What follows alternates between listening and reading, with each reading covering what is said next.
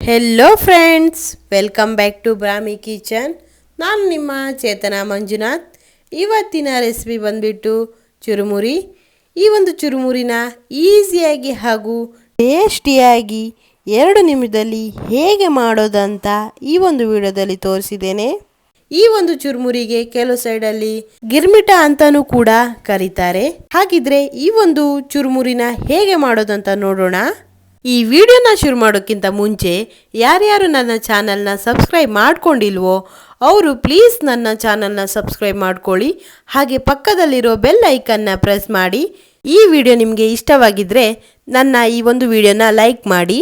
ಇವಾಗ ಈ ಚುರುಮುರಿನ step by step ಆಗಿ ಹೇಗೆ ಮಾಡೋದಂತ ತೋರಿಸ್ಕೊಡ್ತೀನಿ ಬನ್ನಿ. ಮೊದಲಿಗೆ ನಾನಿಲ್ಲಿ ಮೀಡಿಯಂ ಗಾತ್ರದ 2 ಈರುಳ್ಳಿನ ಸಣ್ಣದಾಗಿ ಹಚ್ಚಿಟ್ಕೊಂಡಿದ್ದೇನೆ. ನಿಮಗೆ ಎಷ್ಟು ಸಣ್ಣದಾಗುತ್ತೋ ಅಷ್ಟು ಸಣ್ಣದಾಗಿ ನೀವು ಹಚ್ಚಿಟ್ಕೊಳ್ಳಿ. ಹಾಗೆ 1 ಲಿಂಬೆ ಹಣ್ಣನ್ನು ಕೂಡ ನಾನಿಲ್ಲಿ 2 ಭಾಗವಾಗಿ ಕಟ್ ಮಾಡಿ ಇಟ್ಕೊಂಡಿದ್ದೇನೆ. 1 ಹಸಿಮೆಣಸನ್ನು ಈ ರೀತಿಯಾಗಿ ಸಣ್ಣದಾಗಿ ಹಚ್ಚಿಟ್ಕೊಂಡಿದ್ದೇನೆ. ಮೀಡಿಯಂ ಗಾತ್ರದ 1 ಟೊಮೆಟೊನ್ನು ಕೂಡ ಸಣ್ಣದಾಗಿಯೇ ಹಚ್ಚಿಟ್ಕೋಬೇಕು. ಹಾಗೆ ನಾನಿಲ್ಲಿ 1/4 ಕಟ್ಟಾಗುವಷ್ಟು ಕೊತ್ತಂಬರಿ ಸೊಪ್ಪನ್ನು ಕೂಡ ಸಣ್ಣದಾಗಿಯೇ ಹಚ್ಚಿಟ್ಕೊಂಡಿದ್ದೇನೆ, ನೀವೇ ನೋಡ್ಬೋದು. ಹಾಗೆ 1 ಕ್ಯಾರೆಟನ್ನು ಕೂಡ ಸಣ್ಣದಾಗಿಯೇ ತುರಿದಿಟ್ಕೊಂಡಿದ್ದೇನೆ. ಹಾಗೆ ನಾನಿಲ್ಲಿ 1/4 ಕಪ್ ಆಗುವಷ್ಟು ಹಸಿ ಶೇಂಗಾನ ತಗೊಂಡಿದ್ದೇನೆ. ಹಾಗೆ 1/4 ಕಪ್ ಆಗುವಷ್ಟು ಬಾಂಬೆ ಮಿಕ್ಸರನ್ನು ಇಲ್ಲೇ ತಗೊಂಡಿದ್ದೇನೆ. ಹಾಗೆ ನಾನಿಲ್ಲಿ 1 ಸೇರ್ ಆಗುವಷ್ಟು ಮಂಡಕ್ಕಿನ ತಗೊಂಡಿದ್ದೇನೆ. ಈ ಒಂದು ಸೇರು ಮಂಡಕ್ಕಿಯಲ್ಲಿ 4 ಜನಿಗೆ ಈ ಒಂದು ಚುರುಮುರಿ ಅನ್ನೋದು ಮಾಡ್ಬೋದು. ಇವಾಗ ಸ್ಟವ್ ಮೇಲೆ ಒಂದು ಬಾಣಲೆನ ಇಟ್ಟು ಅದಕ್ಕೆ 2 ಚಮಚವಾಗುವಷ್ಟು ಕೊಬ್ಬರಿ ಎಣ್ಣೆನ ಹಾಕ್ಕೊಳ್ತಾ ಇದ್ದೀನಿ. ಈ ರೀತಿಯಾಗಿ ಎಣ್ಣೆ ಬಿಸಿ ಆದಮೇಲೆ ಅದಕ್ಕೆ ನಾನಿಲ್ಲಿ ತಗೊಂಡಿರುವಂಥ ಹಸಿ ಶೇಂಗಾನ ಹಾಕ್ಕೊಂಡು ಚೆನ್ನಾಗಿ ಹುರ್ಕೊಳ್ತಾ ಇದ್ದೀನಿ. ನೋಡಿ, ಈ ರೀತಿಯಾಗಿ ಇದನ್ನು ಹಾಕ್ಕೊಂಡು ಹುರ್ಕೋಬೇಕು. ಇದು ಒಂದು 2ರಿಂದ 3 ನಿಮಿಷನಾದರೂ ಚೆನ್ನಾಗಿ ಫ್ರೈ ಆಗಬೇಕು. ಹಾಗಾಗಿ ನಾನು ಇದನ್ನ ಫ್ರೈ ಮಾಡ್ಕೊಳ್ತಾ ಇದ್ದೀನಿ. ಇದನ್ನ ಮೀಡಿಯಂ ಫ್ಲೇಮ್ನಲ್ಲೇ ನೀವು ಫ್ರೈ ಮಾಡ್ಕೊಳ್ಳಿ. ಬೆಂಕಿ ಏನಾದರೂ ಜಾಸ್ತಿ ಆದರೆ ಇದು ಬೇಗನೆ ಕಲರ್ ಬರುತ್ತೆ. ಹಾಗೆ ಇದು ಚೆನ್ನಾಗಿ ಒಳಗಡೆ ಬೆಂದಿರೋದಿಲ್ಲ. ಹಾಗಾಗಿ ಇದನ್ನ ಮೀಡಿಯಂ ಫ್ಲೇಮ್ನಲ್ಲೇ ನೀವು ಹುರ್ಕೋಬೇಕಾಗತ್ತೆ. ನೋಡಿ, ಇದರ ಸಿಪ್ಪೆ ಈ ರೀತಿಯಾಗಿ ಬಿಟ್ಕೊಳ್ಳುತ್ತೆ. ಇದು ಈ ರೀತಿಯಾಗಿ ಬಿಟ್ಕೊಂಡ್ರೆ ಇದು ಚೆನ್ನಾಗಿ ಫ್ರೈ ಆಗಿದೆ ಅಂತ ಅರ್ಥ. ನಾನು ಇದನ್ನ ತೆಗೆದು ಒಂದು ಪ್ಲೇಟಿಗೆ ಹಾಕೊಳ್ತಾ ಇದ್ದೀನಿ. ಇವಾಗ ನಾನು ಇದೇ ಎಣ್ಣೆಗೆ 3 ಕಡ್ಡಿ ಆಗುವಷ್ಟು ಕರಿಬೇವನ್ನು ಕೂಡ ಇದಕ್ಕೆ ಹಾಕ್ಕೊಂಡು ಫ್ರೈ ಮಾಡ್ಕೊಳ್ತಾ ಇದ್ದೀನಿ. ಈ ರೀತಿಯಾಗಿ ಕರಿಬೇವನ್ನ ಹಾಕ್ಕೊಂಡು ಫ್ರೈ ಮಾಡೋದ್ರಿಂದ ಚುರುಮುರಿ ತಿನ್ನಲಿಕ್ಕೆ ಚೆನ್ನಾಗಿ ಇರುತ್ತೆ.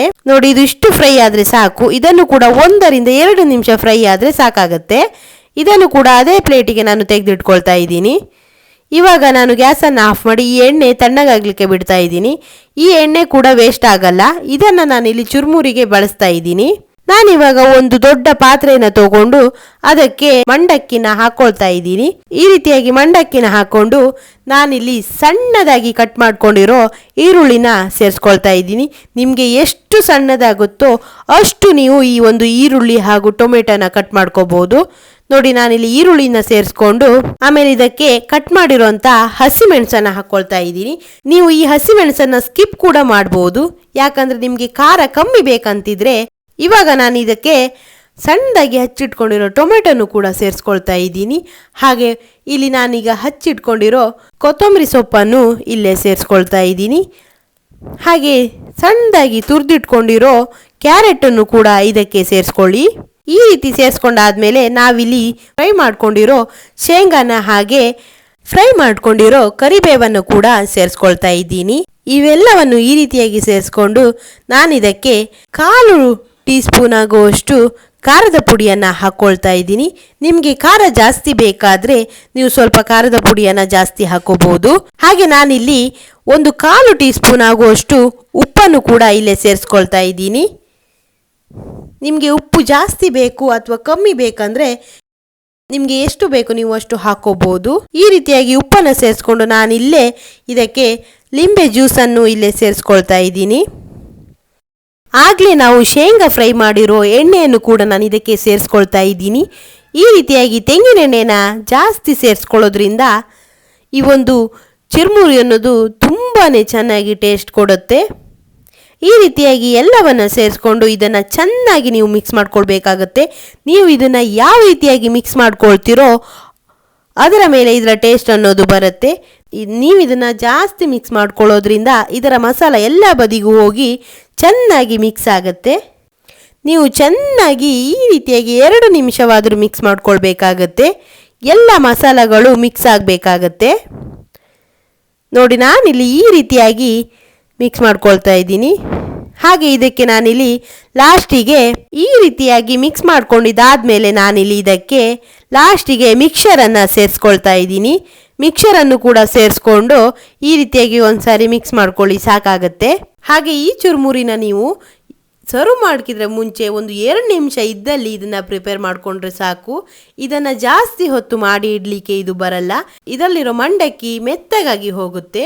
ಇದನ್ನು ಪ್ರಿಪೇರ್ ಮಾಡಿ ಒಂದು 5 ನಿಮಿಷ ಅಥವಾ ಒಂದು 10 ನಿಮಿಷನಾದರೂ ಇಡ್ಬೋದು ಅಷ್ಟೇ. ಇದಕ್ಕಿಂತ ಜಾಸ್ತಿ ಇದನ್ನು ಇಡಲಿಕ್ಕೆ ಬರೋದಿಲ್ಲ.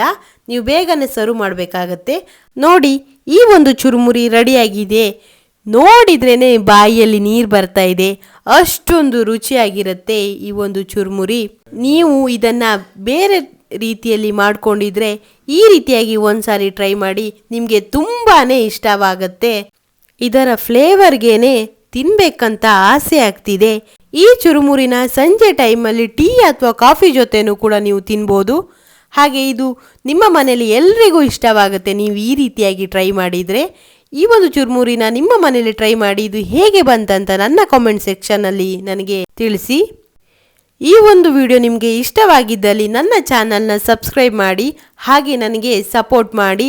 ಜೊತೆಗೆ ಈ ಒಂದು ವಿಡಿಯೋನ ಲೈಕ್ ಮಾಡಿ, ಹಾಗೆ ನಿಮ್ಮ ಫ್ಯಾಮಿಲಿ ಹಾಗೂ ಫ್ರೆಂಡ್ಸ್ಗೂ ಈ ಒಂದು ವಿಡಿಯೋನ ಶೇರ್ ಮಾಡಿ. Thank you.